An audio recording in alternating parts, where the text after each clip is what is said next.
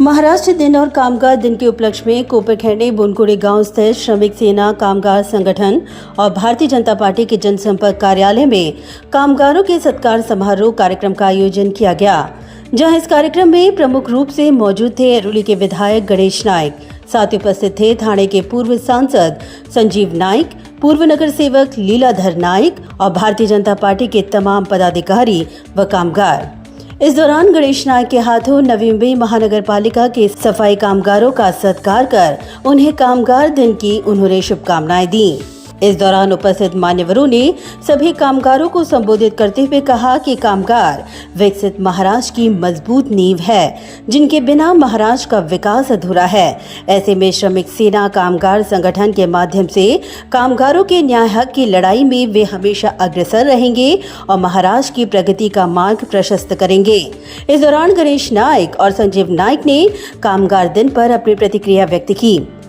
आज 1 मे कामगार दिन, महाराष्ट्र दिन, जगाच्या पाठीवर श्रमिकांना म्हणजे कामगारांना फार हालाकीचे दिवस होते, जुलूम होते, परंतु कामगार चळवळीतल्या नेते लोकांनी अतिशय परिश्रम करून संघर्ष करून कामगारांना आज चांगले दिवस आणलेले आहेत। आज मालकाच्याकडे कामगार लाचारीने बघत नाही आणि जुलमामध्ये सुद्धा कामगार राहत नाही। एकूणच राज्यात देशात कामगारांना संरक्षण देणारे कायदे निर्माण झालेले आहेत, परंतु ज्या जुन्या झालेल्या संघर्ष केलेल्या कामगारांच्या करता हा आठवणीचा दिवस म्हणून त्या ठिकाणी कामगार म्हणजे शेतीमध्ये मजुरी करणारा कामगारच, एखाद्याच्या घरात काम करणारा तो पण कामगार, श्रमिक म्हणजे जो सेवा प्रोव्हाइड करतो, सर्व्हिस प्रोव्हायडर, त्याला कामगारच म्हटलं जातं। आणि आज आपल्या देशामध्ये त्या मानानं दिवस तसे चांगले आहेत,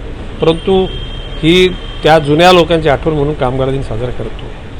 आता महाराष्ट्र दिन पूर्वी ज्याला मुंबई राज्य एक होतं, गुजरात पण आपल्याबरोबर होते, त्याला मुंबई केंद्रशासित करण्याचा प्रयत्न चालला होता। त्यावेळेला आपल्या स्वातंत्र्य योद्ध्यांनी, त्याच्या सामाजिक नेत्यांनी त्याला विरोध केला, संघर्ष केला आणि त्याच्यातून मुंबई ही महाराष्ट्राला मिळालेली आहे।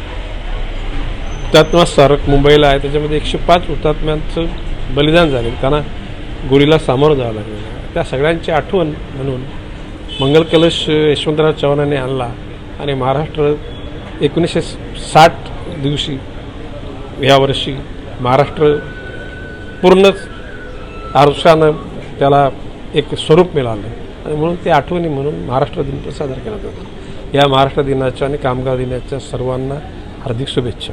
खऱ्या अर्थानं 1 मे रोजी स्वर्गीय यशवंतरावजी चव्हाण साहेबांनी हा मंगल कलश महाराष्ट्रात आणला आणि 1 मे 1960 साली महाराष्ट्राची स्थापना झाली। 1960 आणि आपण 2024 या वर्षापर्यंत अनेक दशकांच्या माध्यमातून महाराष्ट्राने आपली उंची गाठलीच नाही, तर संपूर्ण देशभरामध्ये महाराष्ट्र हा नंबर 1चं राज्य ठरलेलं आहे। आज कामगारांच्या माध्यमातून माननीय नरेंद्र मोदी साहेब, देशाचे पंतप्रधान, यांनी आणलेल्या वेगवेगळ्या धोरणांच्या माध्यमातून महाराष्ट्रामध्ये आदरणीय एकनाथजी शिंदे साहेब, मुख्यमंत्री, उपमुख्यमंत्री देवेंद्र फडणवीस साहेब, उपमुख्यमंत्री अजितदादा पवार साहेब यांच्या नेतृत्वाखाली सक्षम असा हा महाराष्ट्र कामगारांच्या माध्यमातून पुढे जाण्याचं आपल्याला सौभाग्य मिळालेलं आहे। खूप चांगल्या धोरणं महाराष्ट्र सरकारने आणली आणि आज ज्या पद्धतीनं वेगवेगळे उद्योगधंदे या महाराष्ट्रात येत आहेत, त्याच पद्धतीनं कामगारांना स्वतःचा हक्क, कामगारांना मिळणाऱ्या अनेक सेवा सुविधा, कामगारांचं हित साधण्याचा प्रयत्न हे महाराष्ट्र सरकार करते, याचा नक्कीच आम्हाला अभिमान आहे। श्रमिक सेना ही लोकांच्यासाठी संघर्ष करणं, लोकांना त्यांचा न्याय आणि हक्क मिळवून देण्यासाठी माननीय गणेशजी नाईक साहेबांनी स्थापन केलेली संघटना आज शेकडो कंपन्यांमध्ये आपलं कर्तव्य बजावतो आहे आणि कामगारांना न्याय देण्याचं काम करतो आहे। मी त्या माझ्या सर्व तमाम कामगार बंधूंना, भगिनींना शुभेच्छा व्यक्त करतो की पुढचा काळ हा तुमचाच आहे, आपलाच आहे। भविष्यामध्ये आपण सक्षम होऊ, महाराष्ट्र आणि देशाला सक्षम करू, अशी शुभेच्छा व्यक्त करतो। Bureau report, Navi Mumbai network.